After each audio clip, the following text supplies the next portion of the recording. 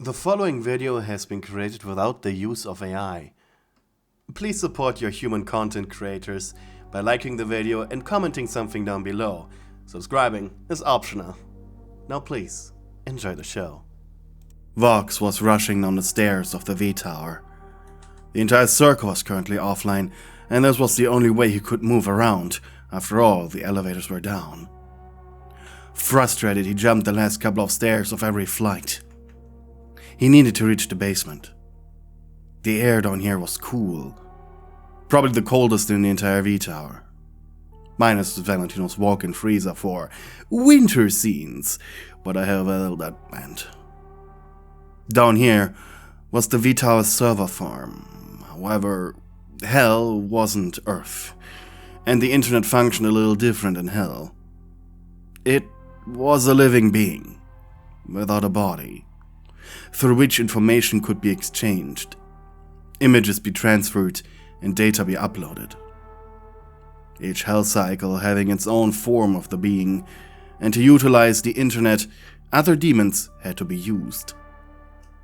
Some were more attuned to the living net, as it was called, than others. And the V's required only the best of the best for their empire to function. These demons were referred to as netrunners, sinner-born demons who quite literally could interact with the living net.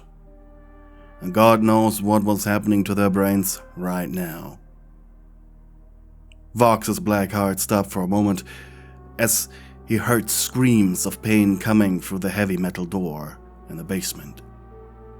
He was biting his lower lip for a moment as he unlocked the mechanism. He had made fun of Velvet when she installed it. Why bother with a manual opening mechanism if automatic is more safe? Of course, he would never admit it to her, but right now in his head he was thanking her. With his shoulder, he threw the door open, rushing inside. The inside of the room behind showed pandemonium. Demons were writhing in metal tubs as their brains were melting due to the overload. Vox jolted forward, slamming his entire weight onto the emergency shutdown button to initiate the reset. And the netrunner stopped screaming. A few stayed connected as the system rebooted, while others unplugged, demanding an explanation of what was happening, but Vox didn't really care. In the slightest, at least for these souls. Information will be given. Let go of me, Clockwork. I can deal with this. No, I don't have time for this. No, I don't know how this Yes, you're in pain. We all know. Fuck. Finally, more employees showed up, taking care of the protesting demons while Vox could finally focus on why he even bothered coming down here in the first place. Grunting, he walked towards the back room of the server farm. Just one more flight of stairs and through one more door and... shit, he muttered. Vox had entered the heart of the V Empire. The Void Room, as it was called. It was a large, round room covered in TV screens that normally depicted a starry sky. Even came with little holograms, though now they all showed threatening warning messages. But worst of all, one of the coolant pipes had burst, leaking sub-zero temperature liquid all over the ground. By now it was ankle deep and Vox could feel it leak into his leather shoes. Well, those were for the trash now. His eyes narrowed as they met you, slumped up against the dome's wall, wearing a helmet covered in wires still connected to the ceiling of the room. You are crying, clawing at the screens, your entire lower half covered in the coolant, giving your normally peachy skin a deathly white blue shine. Vox slammed a foot on your shoulder, and with one mighty yank, he disconnected you from the living net.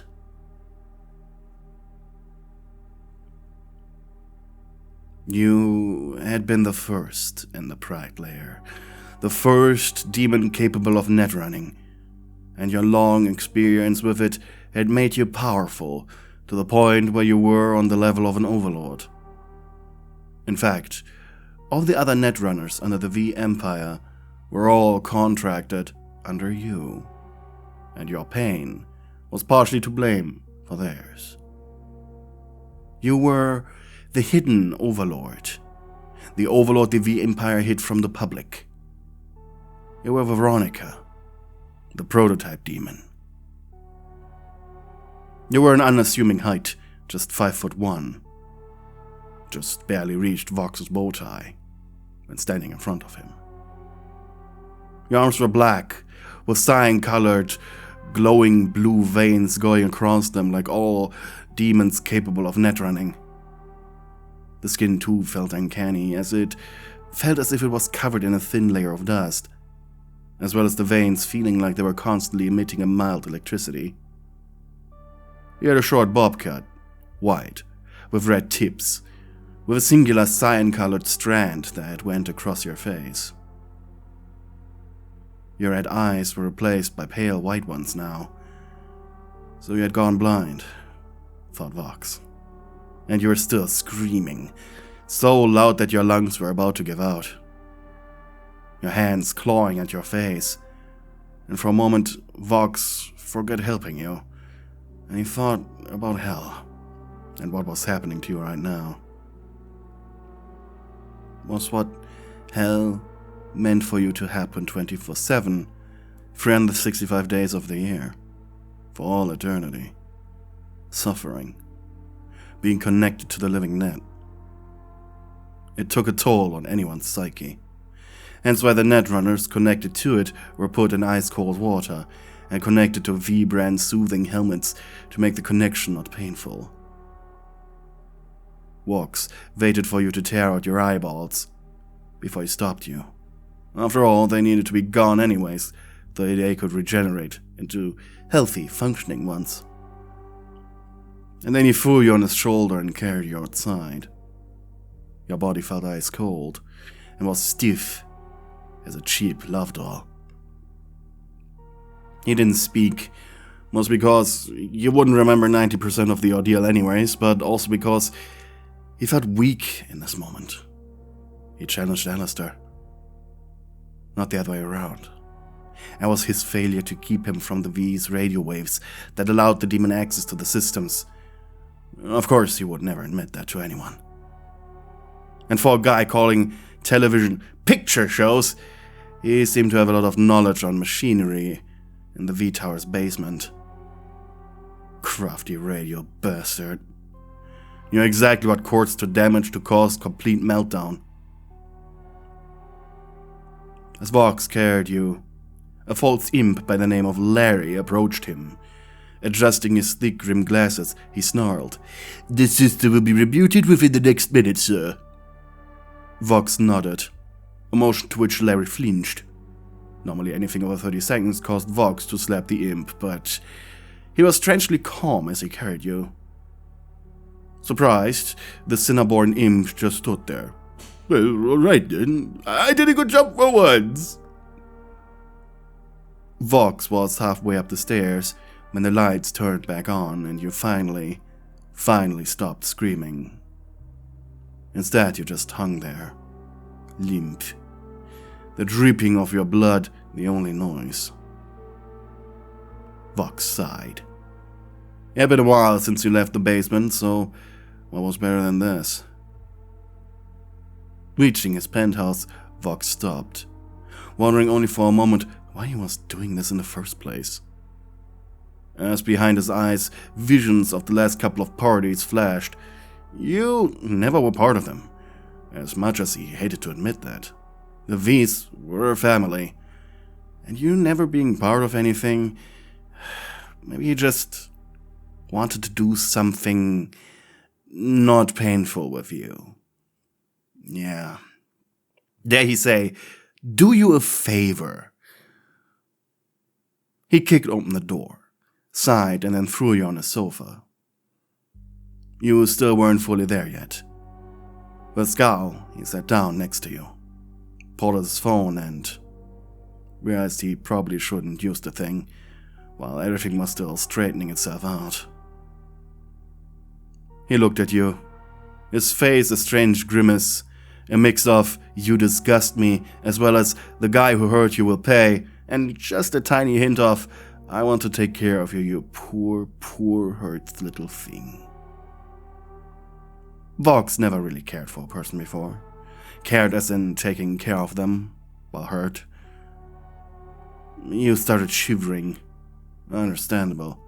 You're so cold he could still feel your entire body on him, simply by the after-image of your coldness. Fine then. Snapping his fingers, the heat in the penthouse was cranked up higher, and a second snap lit the marble fireplace in the back. He then noticed your clothes were covered in coolant and blood, and defeated he undressed you, quickly and efficiently, not sexy in the slightest, just to get you out of the freezing cloth. He threw them into the magical fire, the only thing hot enough to overpower the fluid. His mouth drove further as he saw your body. It wasn't frostbitten, for that you weren't long enough under the coolant's influence, but it certainly was discolored. Patches of red, purple, but also a few pale ones, where the skin was blistering and damaged. But you were a demon. In a few minutes these would all be gone. Maybe a few hours. The only true mercy of this, really. Of course, not all demons were so lucky. The gift of regeneration only applied to the most powerful of overlords and deal-makers. Thank whatever drunken stupor made him make you a V so you could benefit from soul contracts. He sighed as he wrapped you in blankets, and slowly Vox stood up. His phone was starting to ring again. Seems like the catastrophe was over and things were normalizing. Emergency broadcasts to lessen the blow on the V's reputation were already playing. Val and Velvet, furious, were both shouting at him in a group call. But then he had an idea, and Vox's lips curled into an evil smile. And as the two other V's berated him, he turned to you and he took a few pictures of your damaged body, casually sending those to Velvet and Val. And they instantly changed the atmosphere in the room. Admittedly, Velvet cared about you as much as she could throw you, and she was mostly disgusted by the damage, but Valentino, he was mad. He wanted you after all, but because you were Vox's little plaything, you were off limits for him. Then finally, Velvet began to violently chuckle. Already posted, Voxy. Your little piggy's eye holes will be all over the net in 3, 2, 1.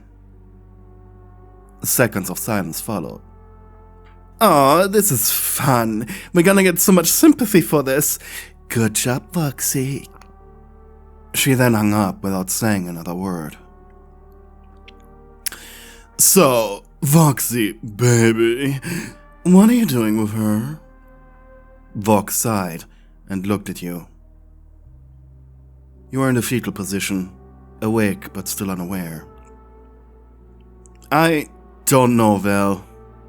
Ugh, did you never have a dog or a pussycat or something like that? Valentina sighed. Ugh, just warm her up, get her dry, give her a stiff drink, and when she's all happy and warm, fuck her. Are you serious? Barked Vox. Well, do you want to save this day somewhat for her, Voxy baby? I want her out of my room the quickest and hook her up to the net again. Okay. Then, warm her up, get her dry, wrap her in a blanket, if you have to, like a little demon sushi roll. Give her a stiff one until she's nice and warm, and then you pipe that sushi down good and hard until you have a happy little sushi roll that you can then send back to work. Vox's right eye twitched impatiently. And meanwhile, Valentino sighed and leaned back. Oh, and Voxy, don't get her talking about today's experience, alright? Trauma is a real mood killer, especially when you don't care. And then Valentino hung up, sighing once again, dramatically. Seriously, I feel like I'm the most emotionally mature person in this building. Right, Angel baby? The spider pulled off of Val. Doesn't mean I can't stop sucking. Of course not. I need that angelic tongue of yours, baby. In the meantime, Vox stretched his back. He really wasn't looking forward to this. Or was he? He caught himself in the little thought of doubt that maybe was he hoping for that from the beginning? Either way, Vox sat down next to you, but before his deadpan he began rubbing you down with blankets and towels. Once dry, he wrapped bandages around your bleeding eye holes, forced some painkillers down your throat with a glass of water, and then he just stood there. After some time, your labored breaths became more normal, and you could feel the warmth radiating off of your body as you were healing. He, meanwhile, sweated hard. The heat in the penthouse was now becoming unbearable. So he opened up his shirt, throwing it to the side. Vox then gently rolled you up into a blanket. Neat, tight, warm, cozy even. True little sushi roll. And finally, you spoke again, though it wasn't much. Vox? He asked weakly. Yeah? I'm sorry. I know. I couldn't keep him out. Shut up. You frowned. You weren't strong enough, it's alright. He has been down here much longer than you. I hold it against you, but I won't punish you, got it? He grinned, and you nodded. Vox then grabbed your chin. Now, no more talking about today's events. After all, as the owner of your soul, it is also me who has to take care of you. You're a good little employee, Veronica. You exhale through your mouth. Now, do you want a drink? 'Cause I sure as hell need one after tonight. Vox felt strange as he shook his cocktail shaker minutes later. He wasn't mad anymore. He had calmed down. Normally something like this, an interruption of this size, he'd be furious for days. And yet, it felt as if the memory of Alistair was far in the past. He took 2 glasses and marched over to the sofa, filling his and then yours. It's nothing special, he grunted. Just the highest alcohol content I have. But after taking a sip, he realized, hang on, can you even see it? Not to mention reach for it. Why am I tied down? He sighed. You aren't tied down, it's a blanket. And slowly he began feeding you the powerful concoction. It wasn't long until you were thoroughly drunk. A warm blush decorating your face. And your feet sticking out from the sushi roll were wiggling with happiness. Realizing he had followed all of Valentino's instructions, Vox bit his lower lip. Or perhaps he wanted all of this to happen after all. Why are you being so nice? That question ripped him straight out of his stupor. You're a valued employee. You're a member of the 4Vs. Do I need any more reasons? Yes. Vox snorted, and then he did something unexpected. While blind, you could feel him. His weight added on top of you, though the thick layers of blankets comfortably spread the weight around. You could feel a heavy breath hitting your face. Fox?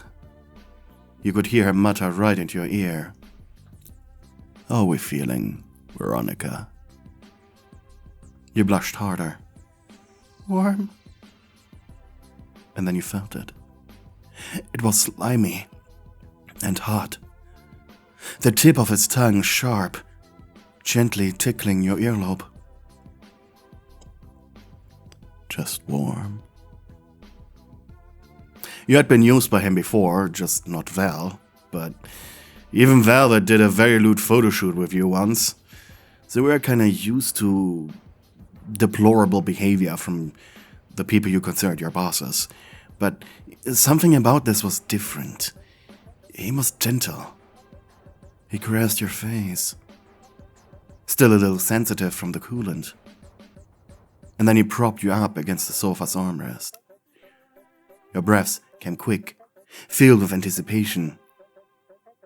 And then he kissed you, his tongue pushing into your mouth. Ah, there was the selfish lover he was again, as with zero abandon, the tentacle-like appendage pushed into your throat, making you gag. And your entire body went stiff. Though, a moment later, you just let him. And it wasn't long until he pulled out from your mouth. Vox was snickering. While he was really trying to take care of you, he was failing just short. You heard him undo his belt and remove the rest of his clothes. But then you said something quickly and desperate. Please, gentle, I'm sensitive. Truth be told, it was the alcohol that made him forget himself halfway through this, and his expression became soft. Right. Happy little sushi roll. You furrowed your brows. What did you just say? Nothing. It's okay. Just let me do my thing. I'll try and play nice.